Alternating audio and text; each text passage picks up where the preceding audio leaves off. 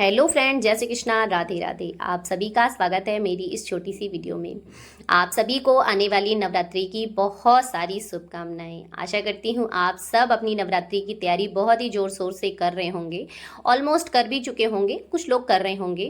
तो इस नवरात्रि में हमें किन सामानों की ज़रूरत पड़ेगी, मतलब कि इस नवरात्रि के पूजा में हमें किन किन सामानों की आवश्यकता पड़ेगी, उसी का लिस्ट मैं पूरा प्रिपेयर्ड करके आप सबको दिखा रही हूँ कि नवरात्रि में किन किन सामानों की आवश्यकता पड़ेगी। जो भी चीज़ें आप लेना चाहते हैं आप ले सकते हैं। तो चलिए स्टार्ट करते हैं कि नवरात्रि में हमें किन किन सामानों की आवश्यकता लगेगी। वीडियो अच्छा लगे तो लाइक कमेंट शेयर करना बिल्कुल ना भूलें। तो सबसे पहले चौकी जो चाहिए रहेगी, एक चौकी जैसे कि इस प्रकार की आप चौकी देख सकते हैं, या फिर आपके पास जो भी रैंडम चौकी या आसन हो, जो भी आप मतलब जिस तरह से भी आप अपने विग्रह को रखना चाहते हो, आप अपने घर के अकॉर्डिंग एक चौकी रख लीजिए। उसके बाद चौकी पे बिछाने के लिए पीला या लाल कपड़ा। तो इस बार मैं ये वेलवेट का थोड़ा सा है कपड़ा, ये मैं येलो कलर का कपड़ा लेकर आई हूँ। फिर माता को चढ़ाने के लिए लाल और पीले कपड़े, ये देखिए इस तरह से आप जो है कोरा लाल और पीला कपड़ा माता को चढ़ाने के लिए ले लीजिए। फर्स्ट लगेगा कलश। सबसे पहले कलश, तो कलश इस तरह से ना पूरा सेट लीजिए, जिसमें ज्वारे बोई जाती हैं एक वो, फिर उसके ऊपर जो कलश रखा जाता है, और फिर एक पूर्ण पात्र और फिर एक दीपक। तो इस तरह से पूरा सेट मिलता है। इस बात का ध्यान रखना चाहिए कि जिस पात्र का कलश हो उसी पात्र का पूर्ण पात्र रखा जाता है, कि जैसे ऐसा नहीं कि आप ये मिट्टी का रख दीजिए और ये पीतल का। तो जो भी रहे वो पूर्ण रहे, कंप्लीट जो है सेम पात्र रहे। इसके बाद थोड़े से साबुत चावल, ये इस तरह से देखिए साबुत चावल रहे। चावल जो अष्टदल कमल बनेंगे और जो कोसे में रखा जाएगा उस सब के लिए। इसके बाद ये खाने वाले कलर, तो मैं ये बेसिकली 3 कलर लाई हूँ। तो खाने वाले कलर से मैं चावल को कलर करके रखूंगी ताकि थोड़ा सा कलरफुल दिखे और अच्छा लगे। इसके बाद सुपारी, खड़ी सुपारी, ये देखिए मैंने डिब्बे में करके रख दिया है और आपको दिखाने के लिए दिखा दे रही हूँ। फिर इसके बाद अष्टदल कमल के लिए, सॉरी अष्टदल कमल बोल रही हूँ, कमल गट्टा, मतलब इस तरह से थोड़ा ज़्यादा मात्रा में लगेगा क्योंकि मेरे यहाँ महाप्रसाद भी लगता है, तो पर डे इसमें से 5-7 लगते हैं, तो इसलिए कमल गट्टा। फिर उसके बाद खड़ी हल्दी, इस तरह से साबुत हल्दी जो होती है, खड़ी हल्दी। लौंग इलायची आप खूब सारी मात्रा में रख लीजिए क्योंकि माता को भोग लगता है, मतलब मुख शुद्धि के लिए, फिर उसके बाद भोग भी लगता है, तो इसलिए हाँ जो है लौंग इलायची। और कलावा, तो बल्क में कलावा भी मेरे पास बहुत सारा लगता है, तो इसलिए मैंने बल्क में ले लिया है।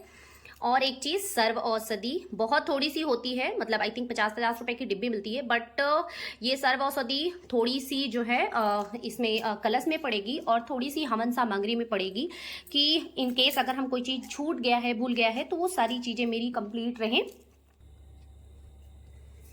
इसके बाद लगेगा नारियल। तो बेसिकली मेरे यहाँ 2 नारियल रखा जाता है, एक जो है कलश पर रखा जाता है और एक प्रसाद के लिए जो है हवन के बाद फोड़ा जाता है वो रखा जाता है। तो इसलिए 2 नारियल, आपके यहाँ जिस प्रकार से रखा जाता हो आप उस प्रकार से रख सकते हैं। नॉर्मली जो कलश पर रखा जाता है ना वो मन्नत का नारियल होता है, तो इसलिए उसे तोड़ा नहीं जाता है, तो इसलिए 2 नारियल। और ये कुछ चुन्नियाँ हैं, इसमें से कुछ पहले की हैं और कुछ नई हैं। तो इसमें जो नारियल है इसके ऊपर लपेटने के लिए भी और माता को अर्पित करने के लिए भी। इसके बाद जरूरत पड़ेगी एक ऐसे अखंड जोत की, जिसमें आप अखंड जोत अपनी जलाएंगे। थोड़ी सी बड़ी लीजिए, गहरी जिसमें हो, जिसमें पर्याप्त मात्रा में तेल आप भरकर जो है उसे जला सके, दिक्कत ना हो।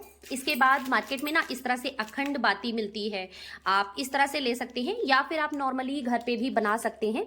थोड़ी सी मतलब सावधानी बरत के बनानी पड़ती है, या फिर आप इस तरह से ले सकते हैं, तो बहुत इजी होता है जलाने में। इसके अलावा एक इस तरह से प्लाकर जरूर रख लीजिए क्योंकि बाती को ऊपर करने के लिए इसकी ज़रूरत बहुत ज़्यादा ज़रूरत पड़ती है। आई थिंक दिन भर में 4-5 बार तो ज़रूरत पड़ ही जाती है, तो इसलिए इस चीज़ का विशेष ध्यान रख के रखिए। इसके बाद तिल के तेल, तो मैंने नॉर्मली अभी तो यहाँ पे 2 डिब्बे रखे हैं, बट पूरा होते होते ना 3 लीटर आई थिंक लग जाते हैं।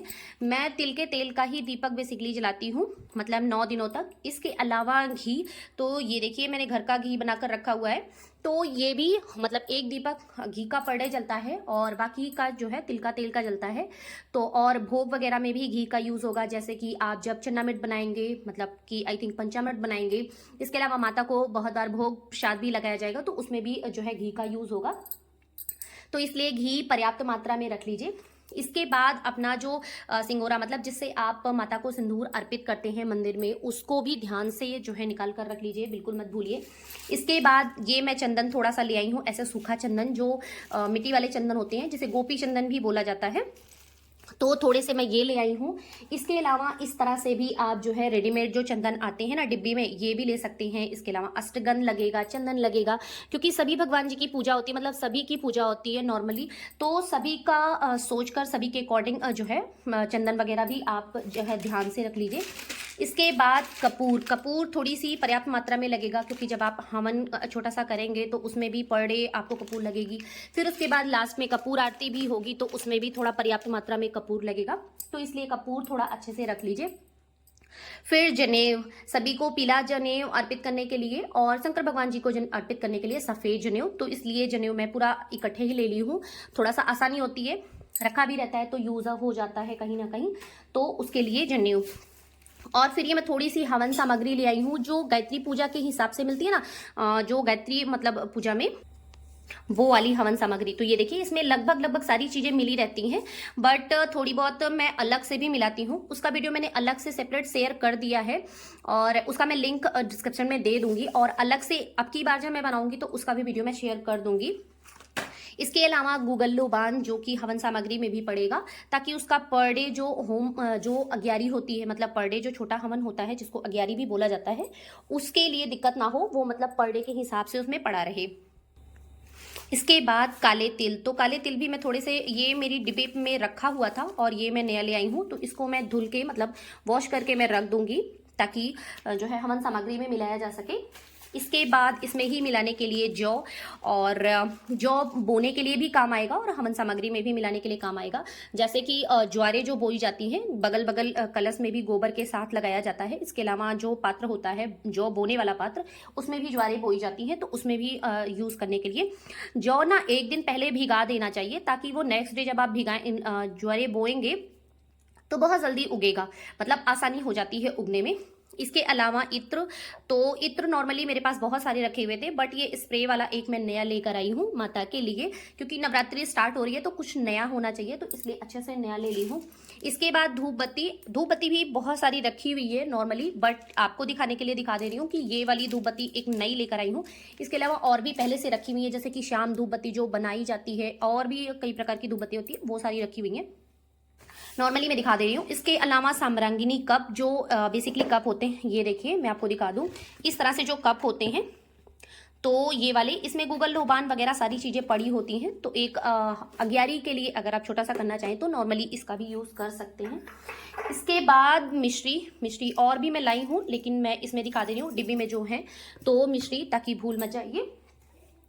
इसके अलावा शहद पंचामृत में नॉर्मली माता को स्नान कराने के लिए फर्स्ट डे, तो इन सारी चीज़ों में यूज़ होगा, इसलिए शहद। कच्चा सूत, जहाँ भी आप वस्त्र नहीं चढ़ा सकते या वस्त्र नहीं है तो आप कच्चे सूत का यूज़ कर सकते हैं, या फिर इनफैक्ट इनकेस अगर आपके पास जनेऊ नहीं है तो नॉर्मली 7 बार लपेट कर आप कच्चे सूत का भी यूज़ कर सकते हैं। इसके अलावा माचिस, तो इसके बगैर तो काम चलना नहीं है, तो ये तो मस्ट है, ये जरूर रख लीजिएगा, बिल्कुल मत भूलिएगा। और ये शक्कर भी बहुत ज़्यादा यूज होंगी, ये जो डिब्बे में है इसमें मैं और भरूंगी साफ। तो शक्कर, जो भी आप भोग प्रसाद बनाएंगे उसमें जो है शक्कर डालने के लिए, और शक्कर का भोग भी लगता है माता को, या फिर आप जो पंचामृत वगैरह बनाएंगे उसमें भी डालने के लिए शक्कर का यूज होगा। इसके अलावा ये थोड़े से ड्राई फ्रूट्स, जिसको मैं बाद में कट करके रखूंगी, क्योंकि अभी तो बस ऐसे पैकेट में है, तो इसको मैं कट करके अच्छे से रख लूंगी ताकि यूज में आए, और भोग प्रसाद में मस्त लगेगा जरूर, मतलब इसकी जरूरत पड़ेगी। इसके अलावा इसमें गरी भी है, गरी नारियल जो मतलब जो घिस कर रख लूंगी, तो वो जो है यूज में आता रहेगा पर डे के हिसाब से। इसके अलावा गुड़, ये थोड़े से मैं साफ गुड़ अलग से मंदिर के लिए ले आई हूँ, तो अभी मैं इसको डब्बे में डालूंगी बाद में, लेकिन आपको लिस्ट के लिए बता दे रही हूँ गुड़। और ये देखिए, ये रही मिश्री जो अलग से आई है। और इसके अलावा लगेगा हवन सामग्री के, जब हवन करेंगे तो ये नवग्रह की लकड़ी, आप चाहे तो नॉर्मली घर पर भी आप जो है अरेंज कर सकते हैं, बट अरेंज करने में थोड़ी सी प्रॉब्लम होती है, इसलिए नवग्रह की लकड़ी। एक ध्वजा, माता को फर्स्ट डे अर्पित किया जाएगा और फिर लास्ट डे अपने घर पर लगाया जाता है, तो एक ध्वजा बिल्कुल मत भूलिएगा इसको भी। और इंद्र जौ जो कि हवन सामग्री में मिलाया जाएगा, तो उसके लिए इंद्र जौ। और ये थोड़ी सी रुई की बातियां हैं अलग से, और भी बातियां हैं लेकिन ये मैं थोड़ी सी नई लेकर आई थी, अलग से रख दे रही हूँ इसमें। और लगेगा माता को अर्पित करने के लिए थोड़ी सी श्रृंगार की सामग्री, जो कि फर्स्ट डे अर्पित होगी। और लास्ट डे वाली श्रृंगार की सामग्री अभी मैंने नहीं निकाली है, वो मैं बाद में ले आकर रखूंगी इसमें। मतलब उसमें जो साड़ी वगैरह रहेंगी या जो भी मुझे चढ़ाना रहेगा, जो भी अर्पित करना रहेगा, उसमें जो है अलग से चीजें रहेंगी। इसके अलावा लगेगा गंगा जल। तो गंगा जल आप जो है अच्छे से भरकर मंदिर में रख लीजिए, ताकि बिल्कुल भूलिए नहीं, मंदिर में आपके पास पर्याप्त जो है रखा रहे, ताकि भूल भटक ना हो जाए।